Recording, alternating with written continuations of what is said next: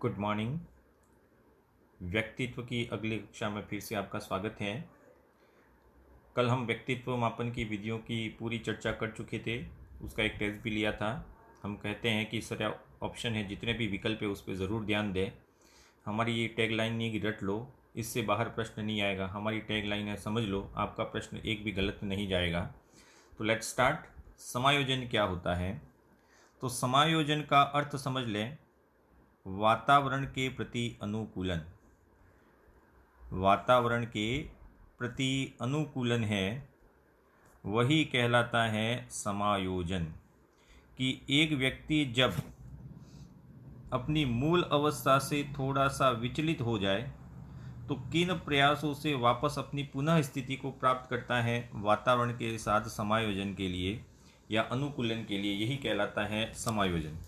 अगर व्यक्ति समायोजन नहीं कर पाता है, मान लीजिए किसी कारण से उसका कोई लक्ष्य है वो प्राप्त नहीं कर सका, तो लक्ष्य प्राप्त नहीं करने से उसकी मानसिक स्थिति है वह विचलित हो जाती है। और मानसिक स्थिति विचलित हुई अर्थात कहीं न कहीं आपकी मानसिक स्थिति है वही आपके व्यक्तित्व का निर्धारण करती है। और कहते हैं कि जिसका दिमाग है वो ठीक ठाक है तो उसका व्यक्तित्व भी ठीक ठाक है। लेकिन मान लीजिए उसका दिमाग थोड़ा सा हिल गया, वाइब्रेट हो गया, तो उसका व्यक्तित्व भी वहाँ हिल जाएगा।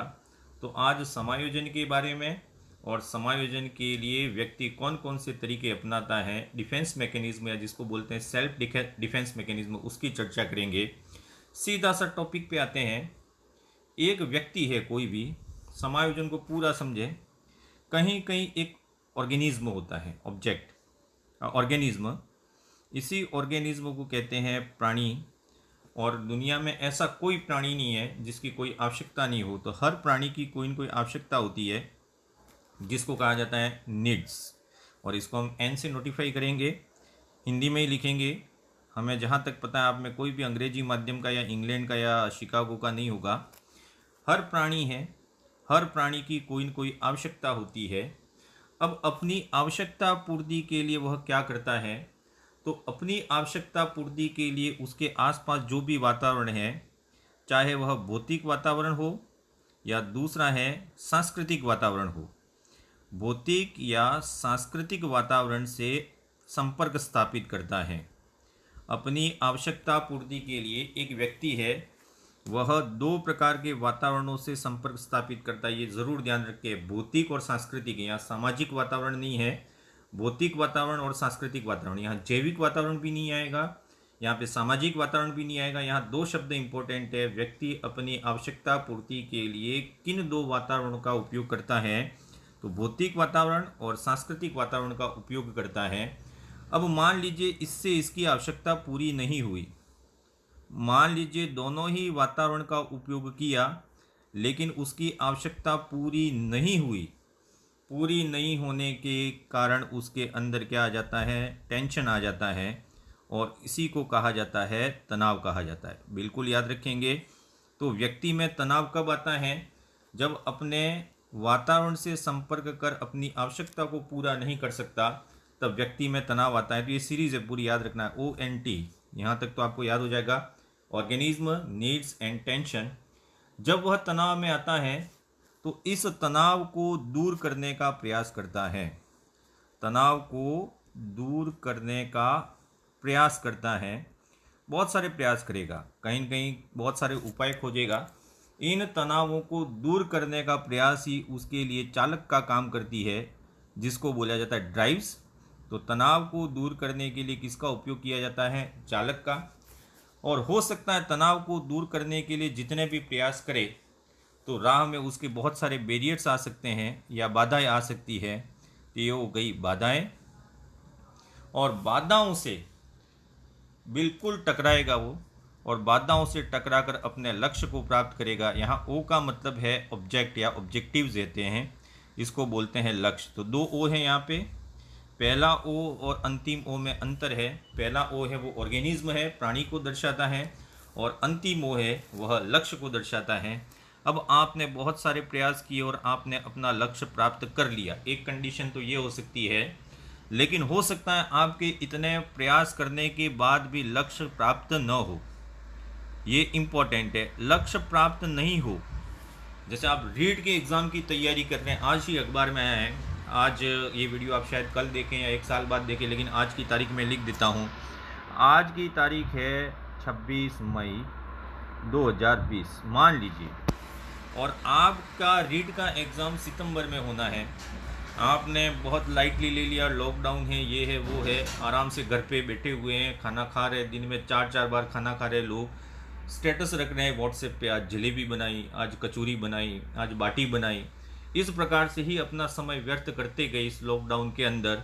तो हो सकता है सितंबर में आपका एग्ज़ाम हो और अक्टूबर में रिज़ल्ट आए और आपकी जो वाट लग जाए, जिसको कहते हैं आपका लक्ष्य प्राप्त नहीं हो।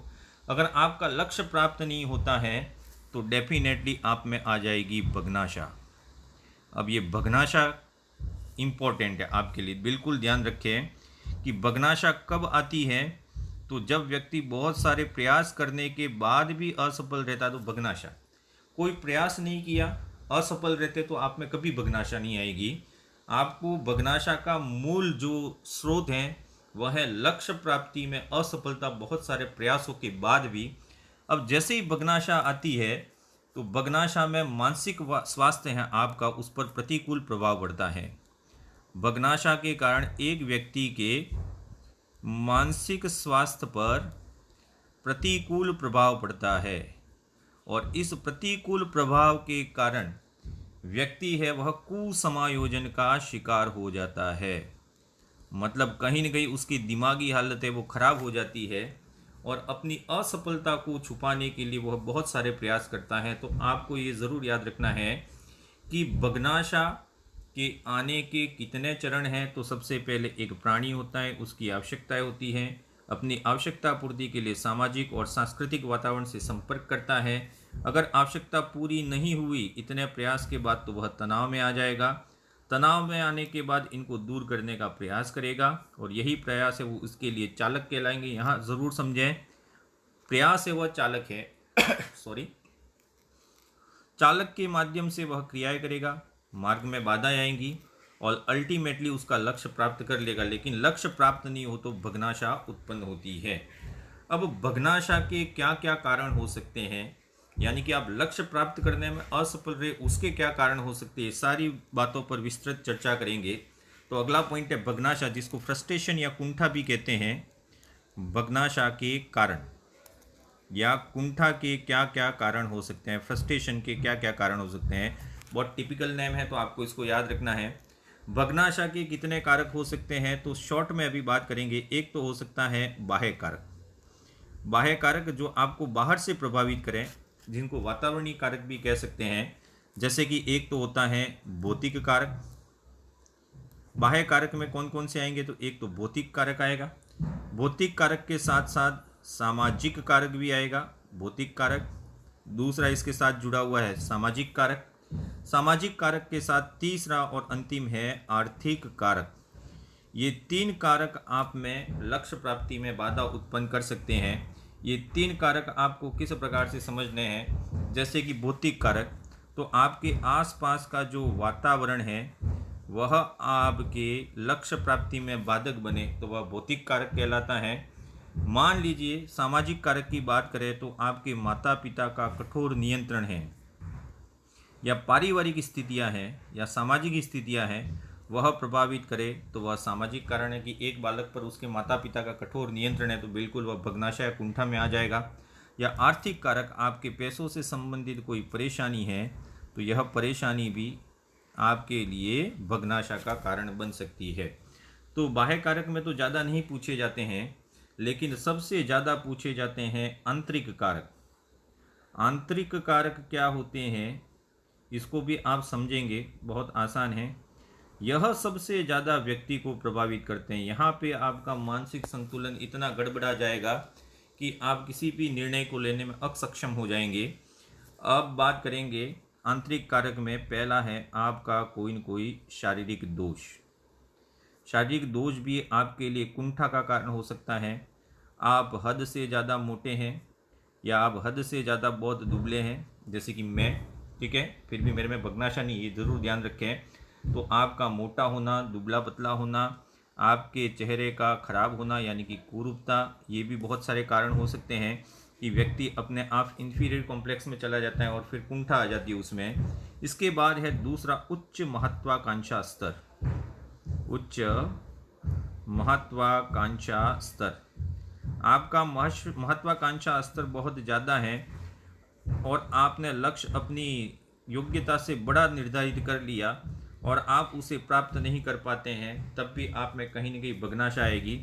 आप रीट का एग्ज़ाम तो पास नहीं कर पा रहे हैं ठीक ठाक ढंग से, आप इस एक वीडियो को पूरा नहीं देख पा रहे हैं 40 मिनट का, और आप सोचे कि मैं आईएएस बन जाऊंगा, और फिर आपने लक्ष्य निर्धारित कर लिया और लास्ट में जाके आप कांस्टेबल की तैयारी पे रुक गए और वो भी नहीं बन सके, अर्थात कहीं न कहीं आपके अंदर बगनाशा आ जाएगी। हो सकता है आपके अंदर धैर्य की कमी हो, धैर्य की कमी से भी बगनाशा आती है।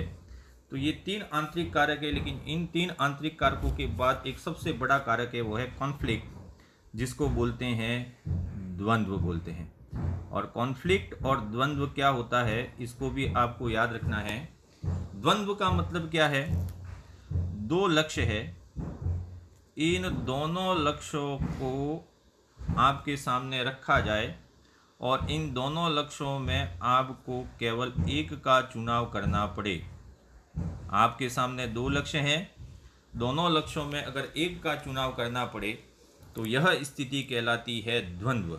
और अगर आप में द्वंद्व आ गया तो डेफिनेटली आपकी मानसिक स्थिति वो बहुत खराब हो जाएगी और इस कारण आप में बगनाशा या कुंठा आ जाएगी। यह सबसे ज़्यादा प्रभावित करने वाला कारक है। अब ये व्यक्तित्व को प्रभावित करने वाले कारक में भी यह इम्पोर्टेंट है। यही सारी चीज़ें बगनाशा के जो कारण है वही व्यक्तित्व को प्रभावित करने वाले कारक है। तो द्वंद्व किसे कहते हैं, 2 लक्ष्य हैं, उन दोनों लक्ष्यों में एक का चुनाव करना पड़े तो यही स्थिति कहलाती है द्वंद्व की। और द्वंद्व कितने प्रकार के होते हैं उसको अब एक एक करके समझेंगे।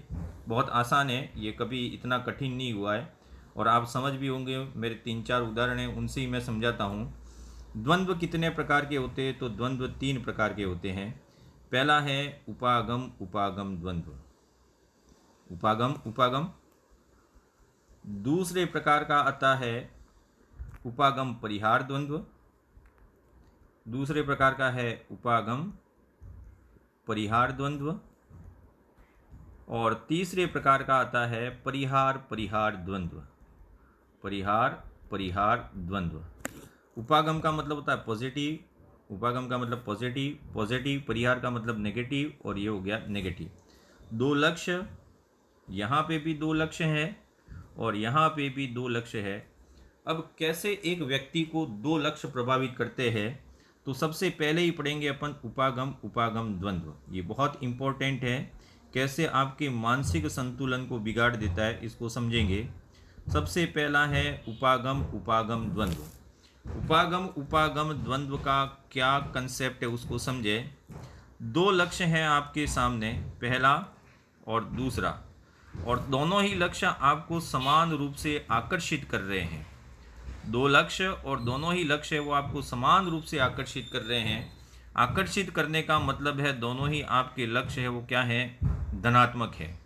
अगर आपके सामने 2 लक्ष्य हैं और दोनों ही लक्ष्य धनात्मक है, दोनों ही अच्छे हैं आपके लिए, फिर भी आपको एक का चुनाव करना पड़े, तब आपके दिमाग में द्वंद्व की स्थिति आ जाती है और कुछ समय के लिए आपका मानसिक संतुलन बिगाड़ देती है और यह आपके व्यक्तित्व को बिल्कुल प्रभावित करेगा। जैसे कि मान लीजिए आप नौकरी का इंतज़ार कर रहे हैं, घर बैठे बैठे बेरोजगार बैठे हुए हैं, अभी भी आप खाना वाना खा रहे होंगे दिन के 4 टाइम और आराम से मस्ती से बैठे होंगे, फिर भी आपको गहलोत सरकार ने 2 नौकरियां एक साथ दे दी। शाम को 8 बजे एक इंटरव्यू कॉल आया, आपके लिए पोस्टिंग ऑर्डर आया पटवारी का, और फिर आपके लिए 9 बजे रात को आया कि आपको सचिव की पोस्टिंग भी मिल गई। अर्थात आपके सामने 2 नौकरियों के ऑप्शन आ गए एक साथ, दोनों ही आपके लिए धनात्मक है। खाली बैठे थे, ठाले बैठे थे, आप कुछ नहीं कर रहे थे, आपने 2 एग्ज़ाम दिए थे 3 साल पहले। राजस्थान में तो ऐसे ही एग्ज़ाम होते हैं 3-4 साल पहले, पता ही नहीं होता कि अरे भाई ये कब दिया था मैंने एग्ज़ाम और ये नौकरी कब लग गई। तो ये दोनों ही एग्ज़ाम हैं वह आपने दिए और देने के बाद दोनों ही में पास हो गए और दोनों ही में आपको फाइनल पोस्टिंग मिल गई। अब आपको या तो पटवारी सेलेक्ट करना पड़ेगा या सचिव, दोनों ही लक्ष्यों में से एक का चुनाव करना पड़ेगा। आप ऐसा नहीं कह सकते साहब मैं सुबह सुबह पटवारी रहूँगा और शाम को मैं सचिव बन जाऊँगा, मेरे को दोनों ही नौकरियाँ दे दें, तो ये असंभव है। दोनों में से एक का चुनाव करना पड़े। अब पूरी रात नहीं सो पाएंगे कि मैं पटवारी बनूं कि सचिव बनूं, पटवारी बनूं कि सचिव बनूं, पटवारी बनूं कि सचिव बनूं। यह स्थिति आपके लिए द्वंद्व उत्पन्न करेगी। यह भी नहीं समझ में आया हो तो मान लीजिए आपके पिताजी ने कहा कि बेटा ये 2 लड़कियां हैं, ये दोनों ही लड़कियां तू देख ले, ठीक है, कैसी है। एक गया देखने, मान लीजिए ए स्थान पे है और एक लड़की है वो बी स्थान पे है। पहले इस लड़की को देखा, बिल्कुल ये कैटरीना कैफ जैसी है, और ये बी लड़की को देखा, ये भी बिल्कुल उसके जैसी है, करीना कपूर जैसी। अब आप दोनों लड़कियों को देखकर 50 किलोमीटर की यात्रा करके निकले, घर पे आ रहे हैं, तो घर पे आने पर 50 किलोमीटर के रास्ते में आपके दिमाग में यही आएगा, इससे शादी करूं या इससे शादी करूं। अब घर आके पिताजी ने पूछा बेटा क्या निर्णय लिया, आपने कहा पिताजी दोनों, तो वहाँ पे लाफे पड़ जाएंगे आपको। आपको चुनाव किसका करना है, एक का ही चुनाव करना है। तब आपके दिमाग में ये 50 किलोमीटर में जो सोच आई वह क्या उत्पन्न करती है, द्वंद्व उत्पन्न करती है। तो 2 समान रूप से आकर्षित करने वाले लक्ष्य, उसमें से एक का चुनाव करना पड़े तो यह द्वंद्व कहलाता है उपागम उपागम द्वंद्व। अब दूसरे की बात करें, उपागम परिहार द्वंद्व। उपागम और परिहार द्वंद्व। उपागम परिहार द्वंद्व का अर्थ क्या होता है, तो एक उपागम का मतलब होता है धनात्मक और एक उपागम का मतलब होता है ऋणात्मक होता है। इसको कैसे समझेंगे, तो मान लीजिए आपके माता पिता है, वह आपका प्रेम विवाह के विरुद्ध है, ठीक है। 2 तरीके से समझेंगे। यहाँ पे उपागम का मतलब तो एक धनात्मक होता है और परिहार का मतलब होता है ऋणात्मक। इसको कह सकते हैं हम धनात्मक ऋणात्मक द्वंद्व, धनात्मक ऋणात्मक द्वंद्व भी बोल सकते हैं, धनात्मक ऋणात्मक, ऋणात्मक धनात्मक, कुछ भी बोल सकते हैं। आपने एक लड़की पसंद कर ली, ठीक है, ये वाली हो गई। अब लड़की का चित्र मैं ऐसे ही बनाता हूँ, लड़कियाँ जो देख रही है उसे अन्यथा ना ले। एक ये लड़की है, वो आपने पसंद कर ली, ये आपकी पसंद है, आपकी पसंद है, लेकिन पिताजी की पसंद नहीं है, तो आपको अल्टीमेटली प्रेम विवाह या लव मैरिज का ऑप्शन चुनना पड़ेगा। लेकिन आपको अपने माता पिता के विरुद्ध भी जाना पड़ेगा। अब 2 हो गई, एक तो आपकी पसंद है तो ये धनात्मक है, लेकिन माता पिता के विरुद्ध जाकर या विद्रोह कर इसे चुनना पड़ेगा, ये कहलाता है धनात्मक ऋणात्मक। इसको ऐसे भी कह सकते हैं कि आप नौकरी की तलाश कर रहे थे और आपको रीड पास हो गए, आपने कहा भगवान एक बार नौकरी दे दे, दुनिया में कहीं भी, अंडमान भी मैं चला जाऊं, ठीक है। अब आप ये तो भूल गए कि आपने भगवान से ऐसा कहा था। अब आपको पोस्टिंग मिल गई, आप ग्रेड 3 टीचर में सेलेक्ट हो गए, तो आपका सिलेक्शन होना है वह आपके लिए बहुत सुखदायी होगा, और सिलेक्शन हो गया तो इसका मतलब ये धनात्मक है, ठीक है। लेकिन जैसे ही पोस्टिंग ऑर्डर आया और आपकी नौकरी लग गई बाड़मेर बॉर्डर पे, तो यह आपको चिंता में डाल देगा, ये हो गया आपके लिए नेगेटिव। तो एक चीज़ पॉजिटिव है, एक चीज़ क्या है, नेगेटिव है। तो इस प्रकार आपको खुशी तो है चैन की, लेकिन आपको स्थान बाड़मेर मिला, तब आपके अंदर द्वंद्व आ जाएगा कि मैं नौकरी करूं कि बाड़मेर नहीं जाऊं, ठीक है। दोनों स्थितियाँ हैं। फिर आप भगवान से जो वादा ली थी वो भूल जाएंगे, भगवान एक बार नौकरी दे दे मैं अंडमान जाऊंगा, लेकिन यहाँ सब भूल जाएंगे। इस स्थिति में भी आपके क्या उत्पन्न होगा, द्वंद्व उत्पन्न होगा। तीसरे प्रकार का द्वंद्व है वह है परिहार परिहार द्वंद्व। परिहार परिहार द्वंद्व का मतलब क्या होता है, तो दोनों ही चीज़ें ऋणात्मक, 2 लक्ष्य हैं आपके सामने, दोनों ही ऋणात्मक है। इसे कह सकते हैं आगे कुआं पीछे खाई, आगे भी मरना है और पीछे भी मरना है, आगे कुआं पीछे खाई।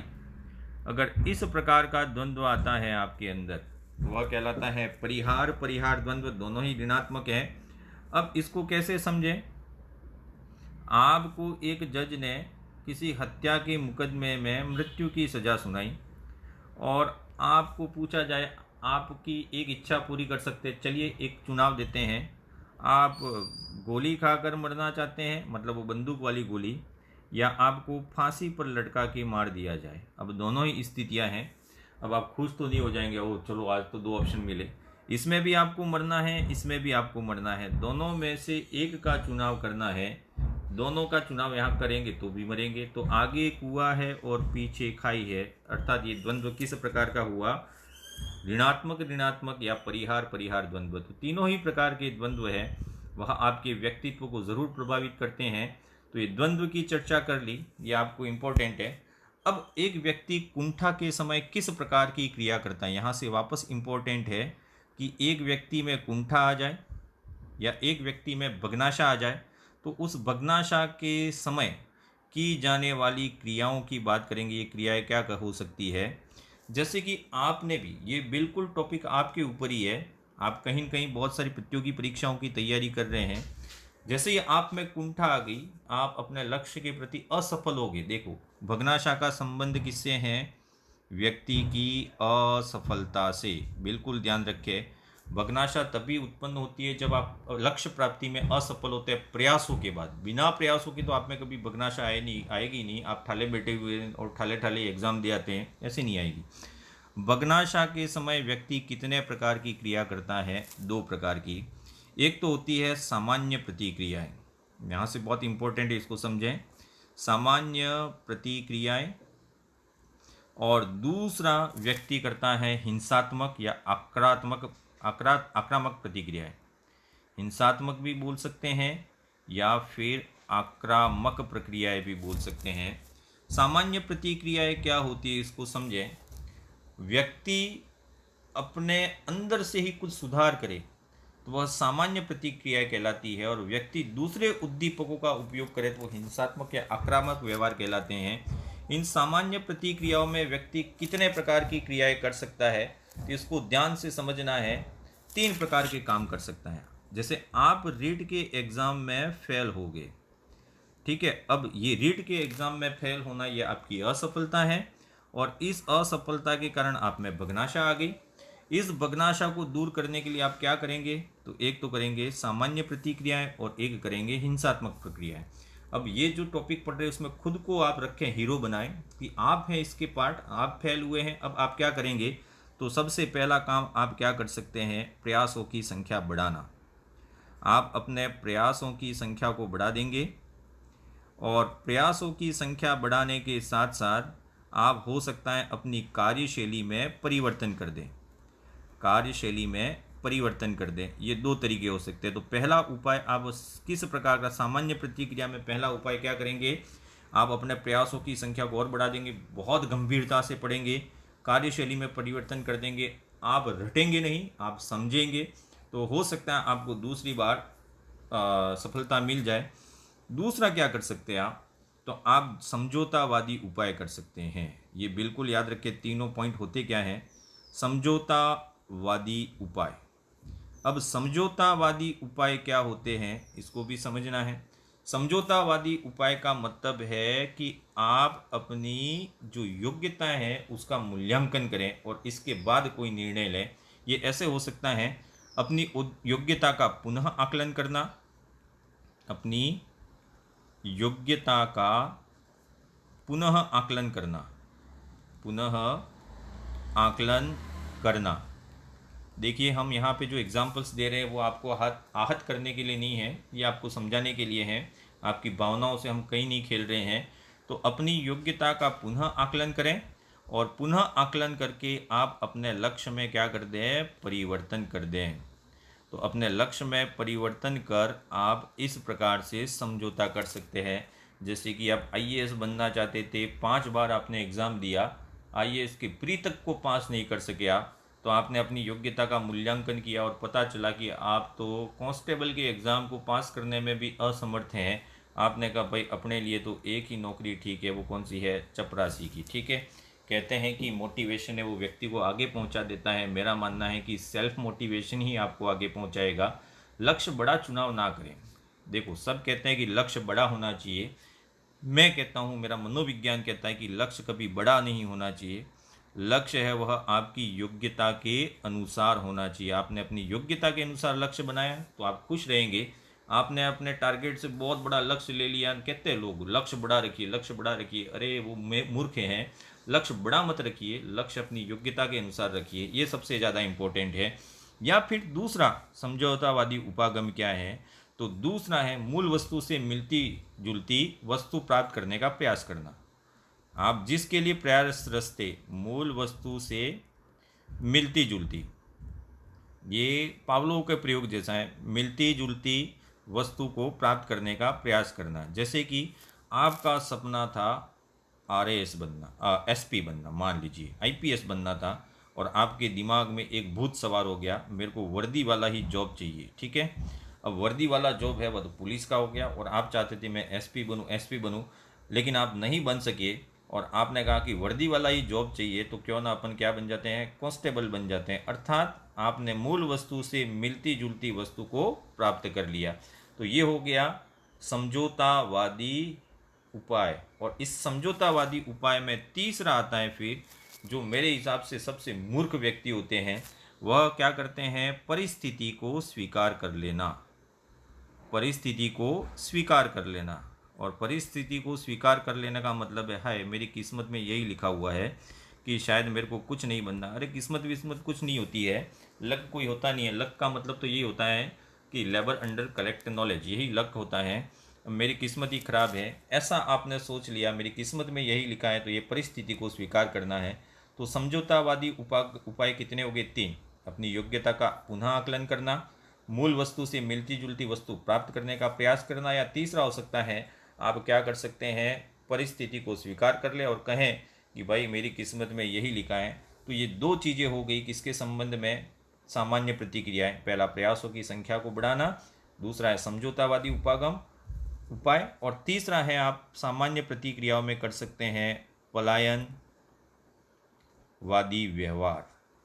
ये तो सबसे कायर होते हैं, ठीक है ना, पलायनवादी व्यवहार, कि आप सब परिस्थितियों को छोड़ दें, अर्थात घुटने टेक देना। घुटने टेक देना, आप किसी परिस्थिति के सामने घुटने टेक दें, इसका मतलब हो गया कि आप पलायनवादी व्यवहार को इस्तेमाल कर रहे हैं। जैसे कि एक व्यक्ति है, वह कर्जदार हो गया, उस पर बहुत सारा कर्ज आ गया, बहुत सारे प्रयास किए, लेकिन लास्ट में उसने अपने आप को क्या घोषित कर दिया, दिवालिया घोषित कर दिया। दिवालिया घोषित कर दिया मतलब अपनी स्थिति से उसने क्या कर दिया, पलायन कर दिया। या हो सकता है एक पति है और एक पत्नी है। मनोविज्ञान को समझने के लिए दोनों ही जंतु है, वह बहुत इम्पोर्टेंट है। यह मेरी भावनाएं नहीं है, ये अधिकतर विश्व की भावना है, इसको आप ध्यान रखें। पति और पत्नी में झगड़ा हो गया और घर छोड़कर चला गया या चली गई, कौन जाएगा भाई इसमें, इसकी संभावना तो बहुत कम है। दोनों में झगड़ा होने पर पति घर छोड़कर चला गया और पता चला हिमालय में बैठा हुआ है, वह सन्यासी बन गया बार बार के झगड़ों से परेशान होकर। तो आप भी ध्यान रखें घर पे बिल्कुल। तो ये घर छोड़कर जाना भी किस प्रकार का व्यवहार है, पलायनवादी व्यवहार है। तो 3 चीज़ें आपको वापस याद रखनी है, फिर समझ लें। सामान्य प्रतिक्रियाएं कितने प्रकार की हो सकती है, 3 प्रकार की। प्रयासों की संख्या को बढ़ाना, दूसरा है समझौतावादी उपाय, और तीसरा है पलायनवादी व्यवहार। ये तीनों सामान्य प्रतिक्रिया में आती है। लेकिन अगली आती है हिंसात्मक या आक्रामक। अब पढ़ेंगे हिंसात्मक व्यवहार, और हिंसात्मक व्यवहार के साथ साथ दूसरा है आक्रामक व्यवहार। हिंसात्मक व्यवहार या आक्रामक व्यवहार क्या होता है, तो ये दूसरा भाग है भग्नाशा के निपटने के लिए। हिंसात्मक व्यवहार का मतलब क्या है कि आप किसी बाह्य उद्दीपक के प्रति क्रिया कर डालें, तो यह कैसा हो सकता है, हिंसात्मक व्यवहार। जैसे यह 2 रूपों में हो सकता है। पहला है बाह्य रूप से दिखाई देने वाला, बाह्य रूप से दिखाई देने वाला जो दिखेगा। जैसे इसको एक एग्जाम्पल से समझ सकते हैं कि एक गुरुजी है, उन गुरुजी ने आपको एक लपाक से चांटा मार दिया या एक थप्पड़ मार दी। जैसे ही गुरुजी ने आपको थप्पड़ मारी, आप गुरुजी को रिटर्न बैक तो नहीं कर सकते हैं, एक थप्पड़ गुरुजी आप जी खा लीजिए। लेकिन अब आपका ये जो गुस्सा है, इस गुस्से को आप कहाँ निकालेंगे, तो आपने गुरुजी की मोटरसाइकिल देखी और उस मोटरसाइकिल का कांच तोड़ दिया या उसकी लाइट तोड़ दी, मतलब ये बाह्य रूप से प्रकट किया, ये हिंसात्मक व्यवहार है। और दूसरा हो सकता है आंतरिक रूप से अभिव्यक्त व्यवहार। आंतरिक रूप से अभिव्यक्त व्यवहार का मतलब क्या हुआ वो समझ लें। आप इंटरनली किस प्रकार से अपने व्यवहार को हिंसात्मक बनाते हैं, तो स्वयं को नुकसान पहुंचाना, स्वयं को नुकसान पहुंचाना, अब इसको आप फिल्मों में भी देखे होंगे कि एक हीरो और हीरोइन का झगड़ा हो जाता है। हीरो है वो कहीं कांच का कोई एक टेबल होता है उस पर हाथ मार देता है और खून निकलने लग जाता है और फिर ऐसे देखता है ना, आप भी आंखों में आंसू आ जाते और बेचारे हीरो के हाथों में खून निकल गया। यह आंतरिक रूप से स्वयं को नुकसान पहुंचाना है, वह कहलाता है हिंसात्मक का आंतरिक रूप। तो ये जितने भी थे वो भग्नाशा से संबंधित थे।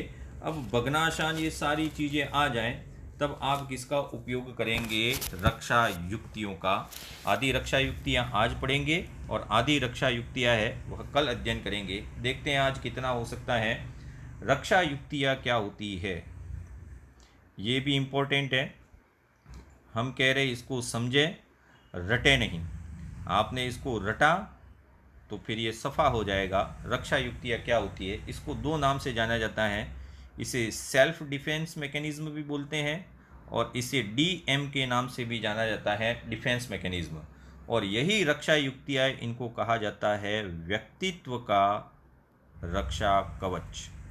आपकी जो पर्सनालिटी है उस पर्सनालिटी का या व्यक्तित्व का रक्षा कवच कहा जाता है। अब व्यक्तित्व का रक्षा कवच किसे कहा जाता है? ये प्रश्न बिहार टेट में पूछा गया है। यह है रक्षा युक्तियाँ हैं। अब रक्षा युक्तियाँ होती क्या हैं? तो मान लीजिए आप लक्ष्य प्राप्ति में असफल रहे तो आपके मन में क्या आएगी? कुंठा आ जाएगी। क्या आ जाएगी? कुंठा। और यही कुंठा है वह आपके अहम को ठेस पहुंचाती है। अब यहाँ समझने वाली बात है कुंठा क्या होती है और कुंठा किससे संबंधित होती है? अहम से। तो यही कुंठा है वह आपके अहम को क्या पहुंचाती है? ठेस पहुंचाती है। और जब आपके अहम को ठेस पहुंच गई तो आप भी तैयार हो जाएंगे किसी न किसी की वाट लगाने हेतु। तो यहाँ पे आपका कौन सा मन प्रभावित हुआ? मन की कौन सी संरचना प्रभावित हुई? अहम। अब आपका दायित्व है इसकी रक्षा करना। तो कुंठा में अहम प्रभावित होता है और आप चाहेंगे कि मेरा अहम कभी भी प्रभावित नहीं हो, इसलिए आप क्या करेंगे? इस अहम की रक्षा के लिए, बिल्कुल समझें इसको, इस अहम की रक्षा के लिए क्या करेंगे? आप झूठ बोलेंगे, बहाने बनाएंगे, ठीक है ना। इस अहम की रक्षा के लिए आप वास्तविकता को विकृत कर देंगे। अहम की रक्षा के लिए वास्तविकता को विकृत कर, वास्तविकता को आपने क्या कर दिया? विकृत कर दिया। और विकृत कर दुश्चिंता है जो आपके मन में, ठीक है ना, या जो कुंठा के भाव है उस दुश्चिंता को कम करने का तरीका अपनाएंगे। दुश्चिंता को कम करने का तरीका है। तो रक्षा युक्तियाँ क्या है? तो रक्षा युक्तियाँ क्या है? अहम की रक्षा के लिए वास्तविकता को विकृत कर दुश्चिंता को दूर करने का तरीका है। अब दुश्चिंता को दूर करने के तरीके में आप क्या करेंगे? देखिए, कुंठा किससे संबंधित है? अहम से। रक्षा युक्तियाँ किससे संबंधित है? अहम से। ईड, ईगो और सुपर ईगो इसमें किससे संबंधित है? तो आपको ध्यान रखना, ईगो से संबंधित है। ईड, ईगो और सुपर ईगो। अब यहाँ पे रक्षा युक्तियों में आपका कौन सा मन संबंधित होता है? आप इस प्रकार के प्रयास करेंगे तो आपको फायदा कहाँ होगा वह समझें। आपके अचेतन में होने वाले संघर्ष, अगर आप में कुंठा है तो कहीं न कहीं आपके अंदर अचेतन मन में होने वाले जितने भी संघर्ष हो सकता है, आपके निराश्य हो, अचेतन मन में निराश्य हो सकता है, आपके अचेतन मन में तनाव हो तथा चिंता हो, इन सभी को आप क्या करते हैं? समायोजित करने का प्रयास करते हैं। तो देखिए ये पूरी परिभाषा बन गई, ठीक है, करने का प्रयास। पूरी परिभाषा क्या हुई उसको समझें। रक्षा युक्तियाँ किससे संबंधित होती है? कुंठा से उत्पन्न होती है। कुंठा का संबंध व्यक्तित्व की कौन सी संरचना से होता है? अहम से। इस अहम की रक्षा के लिए ही किसका उपयोग किया जाता है? रक्षा युक्तियों का। रक्षा युक्तियों का संबंध कौन से मन से होता है? अचेतन मन से, क्योंकि अचेतन मन में ही ये जितनी भी चीज़ें हैं उनको आप समायोजित करने का प्रयास करेंगे। तो ये रक्षा युक्तियाँ है वह इस प्रकार से उपयोग में लाई जाती है। अब आपसे एक प्रश्न है कि क्या आप रक्षा युक्तियों का प्रयोग करते हैं? क्या एक सामान्य व्यक्ति को रक्षा युक्ति का प्रयोग करना चाहिए? तो उस पर बात करेंगे। रक्षा युक्तियाँ जो भी है उसका प्रयोग सभी करते हैं, लेकिन किस प्रकार से और कितने सीमा तक, एक रक्षा युक्तियों का प्रयोग कौन कौन करता है तो समझ लीजिए, एक सामान्य व्यक्ति भी करता है। रक्षा युक्ति का प्रयोग एक सामान्य व्यक्ति द्वारा भी किया जाता है, जिसमें आप भी आ गए, आपने भी कई बार डिफेंस मैकेनिज्म यूज़ किया होगा, या फिर मानसिक रोगी है वह भी डिफेंस मैकेनिज्म यूज़ करते हैं। दोनों में अंतर समझना है आपको। रक्षा युक्तियों का प्रयोग है वो प्रत्येक व्यक्ति द्वारा किया जाता है। सामान्य व्यक्ति आप और मानसिक रोगी मैं नहीं कह सकता, जितने भी हैं, तो सामान्य व्यक्ति भी रक्षा युक्ति का प्रयोग करते हैं और मानसिक रोगी भी रक्षा युक्ति का प्रयोग करते हैं। लेकिन अंतर क्या है वो समझें। सामान्य व्यक्ति जब रक्षा युक्ति का प्रयोग करता है तो सामान्य व्यक्ति के लिए तो ये साधन है, ये इम्पोर्टेंट पॉइंट है, याद रखना कि सामान्य व्यक्तियों के लिए रक्षा युक्तियाँ साधन है, जबकि मानसिक रोगियों के लिए रक्षा युक्तियाँ क्या है, साध्य है। ये दोनों ही पॉइंट अलग अलग है, दोनों ही आपको याद रखने हैं। रक्षा युक्तियाँ साधन भी है, साध्य भी है, लेकिन साधन किसके लिए है, सामान्य व्यक्ति के लिए, और साध्य किसके लिए है, मानसिक रोगी के लिए है। अब यहाँ पे एक परिभाषा बन जाती है, यहाँ तक आते आते वह सबसे शानदार परिभाषा है, वह है डेविसन की। डेविसन ने क्या कहा, आपके मन में क्या होती है, दुश्चिंता होती है।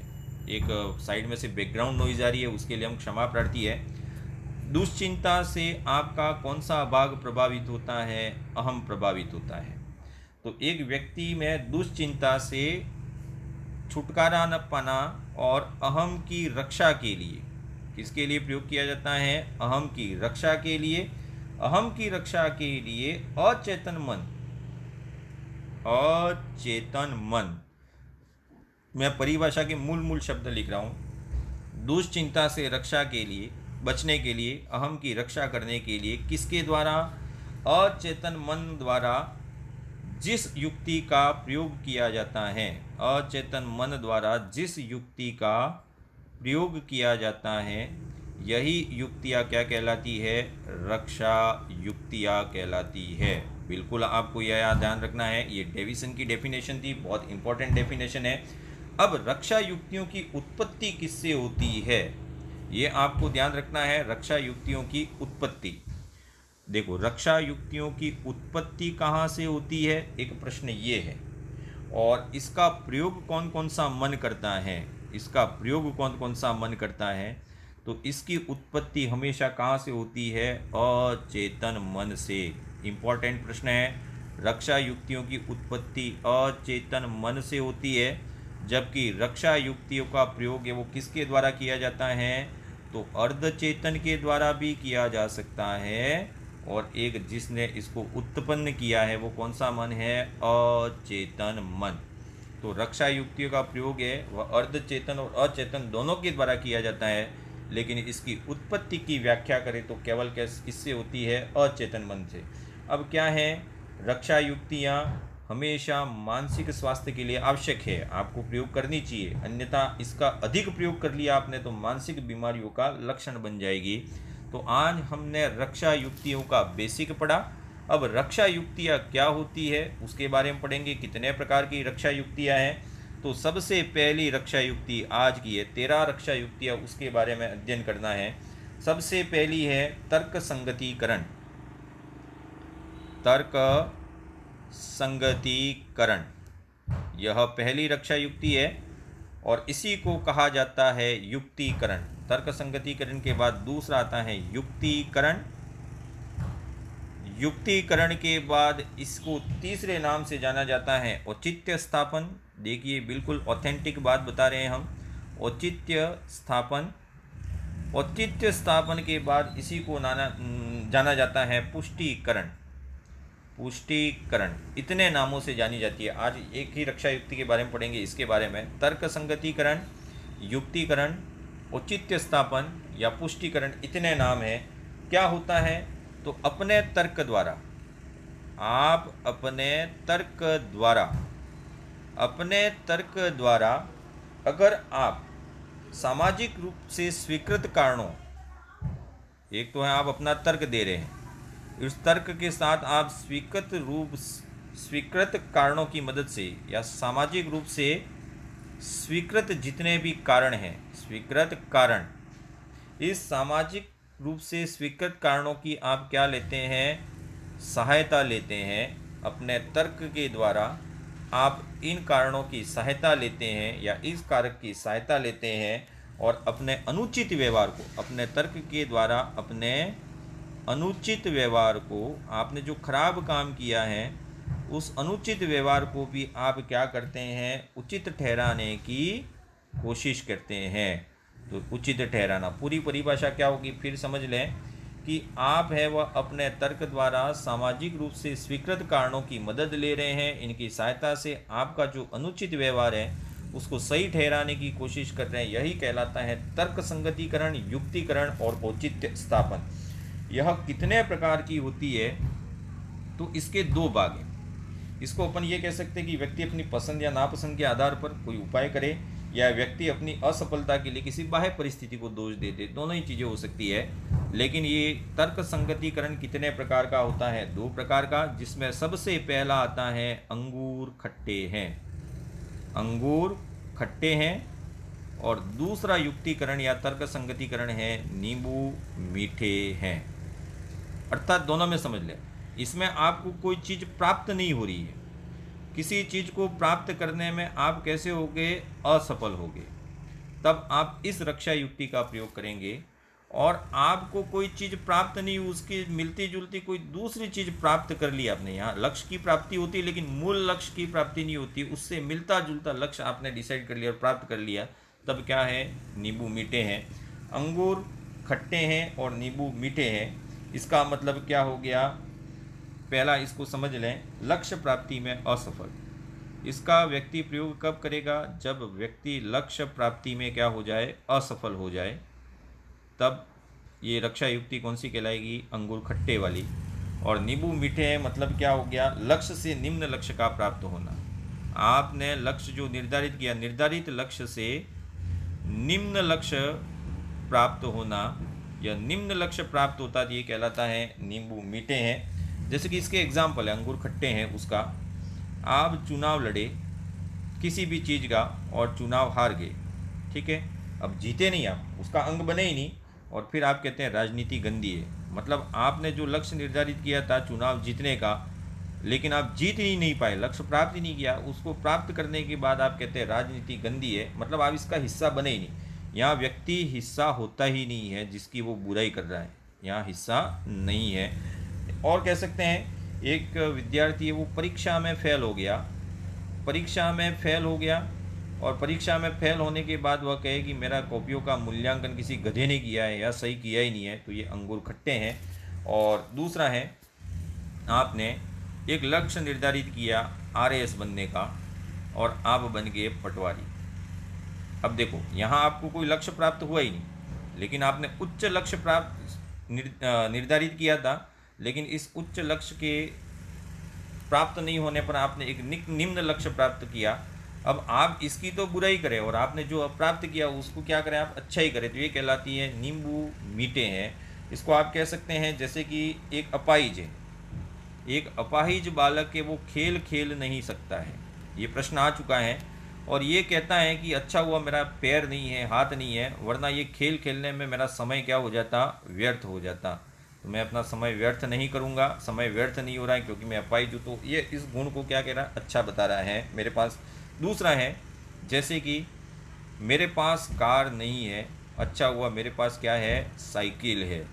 अब इसका अर्थ ये समझे कि कार नहीं है, साइकिल है, तो कार को वो क्या बता रहा है, बुरा बता रहा है, साइकिल को क्या बता रहा है, अच्छा बता रहा है। कैसे, कार से तो कुछ नहीं, AC चलता है, ये चलता है, वो चलता है, कहीं व्यायाम नहीं होता, साइकिल है तो मेरा रोज़ इससे क्या हो जाता है, व्यायाम हो जाता है।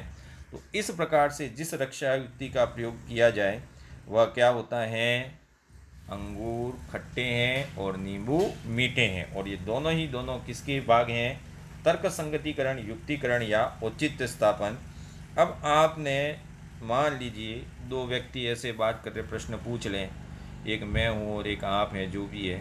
अब आप इसको कहें, इस व्यक्ति को, ये दो व्यक्ति A और B, A कहता है अरे B भाई तू इतना मेहनत क्यों कर रहा है, इतना कमा के कहाँ माथे पे लेके स्वर्ग में जाएगा, मैं भी 2 रोटी खाता हूँ, तू भी 2 रोटी खाएगा, वही तो खाता है। मैं कम कमा के भी वही दाल रोटी खाता हूँ, तू ज़्यादा कमा के भी दाल रोटी खाता है। इसका मतलब जो ये दाल रोटी कहने वाला वो निकम्मा है, खुद कुछ नहीं करना चाहता। अरे भाई ये प्रोग्रेस करना है, कोई भी प्रोग्रेस करे वो दाल रोटी खाएगा ही। तो आज की रक्षा युक्तियाँ तर्क संगतिकरण यहीं से समाप्त करते हैं। कल जो बची 20 मिनट की क्लास में पूरी हो जाएंगी। Thank you.